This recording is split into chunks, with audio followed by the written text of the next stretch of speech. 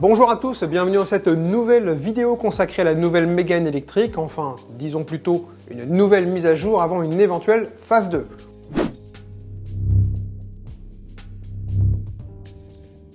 Au programme du jour, baisse de tarifs, simplification de la gamme suite à la nouvelle norme européenne GSR2 et ce que cela implique, augmentation de l'autonomie, les différents types de charges possibles avec ce véhicule, et enfin nous parlerons de la nouvelle interface Open Airlink. La Mégane électrique a déjà subi plusieurs mises à jour et améliorations, c'est d'ailleurs difficile de s'y retrouver avec tous ces changements. Commençons d'abord par cette baisse de tarifs qui était annoncée avant la sortie du nouveau Renault Scénic électrique. Et oui, il fallait bien lui faire de la place, et puis une Mégane électrique plus chère qu'un Renault Scénic électrique aurait fait mauvais genre. Bref, le prix de la Mégane électrique a fondu d'environ 4 600 € suivant les versions, c'est pas rien. Disons que maintenant elle est dans le match face notamment à la MG4 qui a perdu son bonus écologique, mais aussi face à une Volkswagen ID3 qui a été restylée récemment et dont le tarif a également baissé. En clair, le prix de cette Mégane électrique démarre à 34 000 € hors bonus écologique pour la version équilibre 130 chevaux en autonomie urbaine, ce qui veut dire avec la batterie de 40 kWh, une autonomie annoncée de 320 km, c'est 20 km de plus que la version précédente, mais je vous expliquerai pourquoi un peu plus tard dans cette vidéo, au chapitre augmentation de l'autonomie. Au niveau de la puissance de charge, nous sommes toujours à 7 kW en courant alternatif monophasé et 85 kW en courant continu. C'est pas beaucoup, mais en même temps la batterie est seulement de 40 kWh, donc aucun intérêt de charger à 130. Nous avons ensuite la version Evolution, 130 chevaux à 38 000 €, mais cette fois-ci en autonomie confort avec la batterie de 60 kWh et une autonomie annoncée de 480 km, c'est 10 km de plus que la version précédente. Elle perd au passage ses pare-chocs avant et arrière aérodynamiques pour recevoir le bouclier sport et la lame F1. Mais elle perd également la navigation qui doit faire l'objet d'une option, pack navigation accompagnée du préconditionnement de la batterie. La pompe à chaleur quant à elle est de série à partir de l'Evolution. Côté puissance de charge, ça va de 7 kW à 130 kW en courant continu. On passe maintenant à la version Techno qui gagne en puissance, 220 chevaux pour 40 000 €, toujours en autonomie confort, et la batterie de 60 kWh. L'autonomie annoncée de 463 km, c'est 26 km de plus que la version précédente. C'est très bien, côté puissance de charge de 7 kW à 130 kW. On finit par la version iconique à 42 000 €, même caractéristiques techniques que la version Techno, mais une autonomie de 458 km, c'est également 26 km de plus que la version précédente. Et au niveau de la puissance de charge, c'est pareil, AC7 et DC130. Pour les plus attentifs d'entre vous, vous avez certainement remarqué que je n'ai pas parlé de chargeur embarqué triphasé en 22 kW. Sachez que c'est une option à 2 000 €, valable sur toutes les versions, à part peut-être pour la version équilibre où j'ai un doute à vérifier. On va parler maintenant de la nouvelle norme européenne GSR2 dont voici la définition. C'est une nouvelle norme, une de plus, qui impose la présence de certains équipements de sécurité sur les nouveaux modèles commercialisés dès le 7 juillet 2024. Quels sont ces nouveaux équipements ? Nous avons donc le freinage d'urgence autonome, la détection d'obstacles en marche arrière, l'avertisseur de somnolence, l'adaptation intelligente à la vitesse, un enregistreur de données, la protection contre les cyberattaques et un crash test plus complet. Passons maintenant à l'augmentation de l'autonomie de cette nouvelle Mégane électrique sans avoir changé les capacités des batteries, puisque nous sommes toujours à 40 et 60 kWh. Comme vous le savez, les véhicules sont en constante évolution, la Mégane électrique n'échappe donc pas à la règle.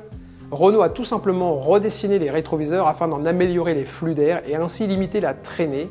Le gain est tout de même impressionnant puisque ça fait gagner entre 10 et 30 km d'autonomie supplémentaire, suivant les versions, juste en ayant modifié le profil des rétros. On passe à la charge. Je suis sur pas mal de forums et autres groupes sur Facebook et je m'aperçois en fait que certaines personnes ne comprennent pas les règles techniques concernant la puissance de charge de leur véhicule électrique ainsi que le fonctionnement. C'est quand même embêtant et ça peut venir entacher l'expérience utilisateur. Pour l'exemple, on va prendre les possibilités de charge de la Mégane électrique. 7 kW en courant alternatif monophasé, je ne vais pas entrer dans les détails, je ne suis pas électricien, mais il est important tout de même de comprendre comment ça fonctionne.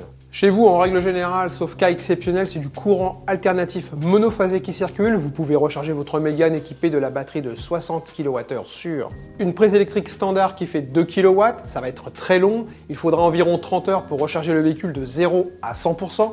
Vous pouvez opter pour une Green Up qui fait 3,7 kW, c'est toujours mieux, il vous faudra environ 16 heures pour recharger le véhicule de 0 à 100. Je vous conseille, surtout si vous avez un usage soutenu de votre véhicule électrique, de passer par une borne de type Wallbox qui fait entre 6 et 7 kW de puissance, toujours en monophasé. Vous rechargerez votre véhicule environ en 9 heures, sachant que vous ne serez jamais à 0% au niveau de la batterie. Donc en réalité, les temps de charge seront réduits. D'ailleurs, n'attendez pas d'être à 0 ou à 5% pour brancher votre véhicule, surtout si vous n'avez qu'une prise standard pour le recharger. C'est du bon sens. Maintenant, on va compliquer un peu les choses, sinon c'est pas marrant, et vous allez comprendre pourquoi le 22 kW est une option sur la Mégane. Reprenons l'exemple de notre Mégane en 7 kW en courant alternatif monophasé et 130 kW en courant continu. 80% des gens se rechargent chez eux, certains peuvent se recharger au travail et sur autoroute pendant les trajets des vacances. En ville, on trouve des bornes de recharge publique allant de 11 kW à 22 kW en courant alternatif triphasé. Elle possède donc 3 phases de 7 kW chacune pour la 22. La Mégane, qui possède un chargeur de 7 kW en monophasé, se rechargera donc sur une phase en 7 kW. Si cette borne est partagée et qu'il y a un autre véhicule qui recharge à côté de vous, la puissance de cette borne sera donc divisée en deux. Elle passe à 11 kW de chaque côté. La Mégane prendra donc 3,6 kW sur une phase. Si vous prenez l'option 22 kW à 2000 €, dans les deux cas, vous rechargerez soit à 22 kW si vous êtes seul ou à 11 kW si vous êtes deux sur cette même borne. Si on fait un rapide comparatif avec certains concurrents comme Tesla ou encore Peugeot, ils proposent tous les deux de série le 11 kW en triphasé. Si on prend mon exemple de tout à l'heure, dans les deux cas de figure, ces véhicules rechargeront à 11 kW, que la borne soit partagée ou non. Pour synthétiser, si votre mode de charge principal est sur une borne publique de 22 kW parce que vous habitez en centre-ville et que vous n'avez pas le choix, il est évidemment préconisé de prendre cette option. Il faut prendre cette option que si c'est réellement nécessaire. 2000 €, ça reste tout de même une somme importante. Si vous n'en avez pas l'usage, ou très rarement, faites-vous plaisir en choisissant une Mégane iconique à la place d'une Techno. 2000 €, sépare les deux.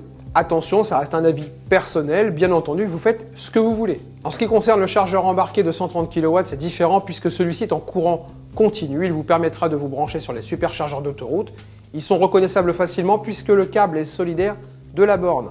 Mais vous pouvez aussi vous brancher sur d'autres bornes en courant continu, comme chez Lidl par exemple. On passe maintenant à l'Open Airlink de cette nouvelle Mégane électrique qui a subi une mise à jour au niveau de l'interface et des fonctionnalités avec l'intégration d'un nouveau widget autonomie, comme sur le Scénic électrique avec la valeur mini et maxi selon le style de conduite. Une question se pose quand même, les anciennes versions pourraient-elles un jour voir cette mise à jour? Pour le moment, c'est pas très clair, j'ai pas d'informations fiables sur le sujet, on verra bien. Cette vidéo touche à sa fin, j'espère qu'elle vous a plu. Pensez à vous abonner si ce n'est pas déjà fait, un petit pouce pour m'encourager et moi je vous dis à la prochaine.